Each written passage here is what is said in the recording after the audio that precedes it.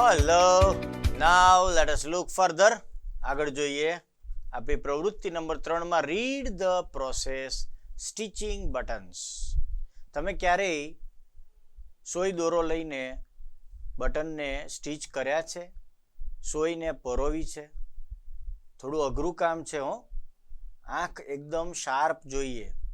And things required, એમાં કઈ વસ્તુ જોઈએ સ્ટિચિંગ બટન્સમાં? બટન ટાંકવામાં we need needle, સોય જોઈએ, thread, દોરો, buttons, piece of cloth અને કાપડનો ટુકડો જોઈએ. needle, thread, buttons, piece of cloth. You can see here, friends, there is a thread, a red cloth, a needle and steps. સૌથી પહેલા તો ટેક એ નીડલ. કેવી રીતે બટન ટાંકવાના? તમારા મમ્મીએ ટાંક્યા હશે, તમે જોજો, અથવા આંટી, કાકી, ફોઈ, દાદીમાં આ બધા સાંધતા હોય ત્યારે જોવાનું. આપણને તો ભાઈ બધું તૈયાર ભાણે મળી જાય છે. ક્યારેક તૈયાર ફાટી ગયું હોય તો તરત બિચારા સીવી આપે, બટન કરી આપે. પણ કોઈ દિવસ આપણે શીખવાનો પ્રયાસ કર્યો છે? શીખજો, કામ લાગશે.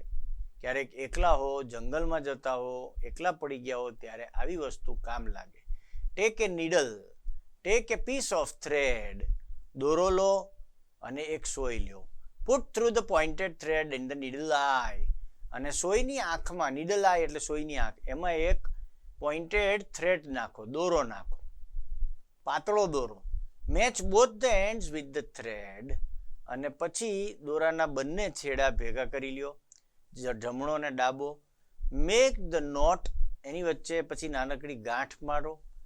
And then put the button at the proper place of the cloth, અને જ્યાં આગળ સીવવાનું છે ત્યાં આગળ બરાબર બટનને મૂકો. અને બટનને મૂક્યા પછી pierce the needle from the beneath the cloth, એક સોયને પાયરસ કરો, અંદર જવા દો. અને match the button hole, pierce એટલે વીંધવું, વીંધી નાખો સોયને, કાપડની નીચેથી વીંધો.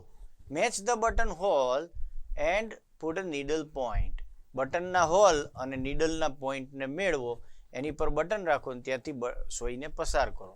Pass the needle through the button hole, stretch the needle to full length, અને આ રીતે pierce the needle beneath the button hole, પછી પાછી નીડલને બટન હોલની નીચેથી પસાર કરો. પાયરસ અપવર્ડ, ડાઉનવર્ડ 3-4 વાર પસાર કરો. આ રીતે 4 વાર પસાર કરશો એટલે તમારી બટનની ગાંઠ બંધાઈ જશે. Then in the end bring the needle beneath the cloth, અને છેલ્લે સોયને અહીંથી નીચેથી પસાર કરો. અને પછી tie the knot beneath the cloth and cut the thread, અને પછી બરાબર એની ગાંઠ મારી દો એટલે તમારું બટન સિવાઈ જશે. અને સોયનો દોરા સાથેને કાતરથી કાપી નાખો. કટ ધ થ્રેડ, સોય જુદી પડી જશે, દોરો જુદો પડી જશે અને બટન અહીંયા લાગી જશે.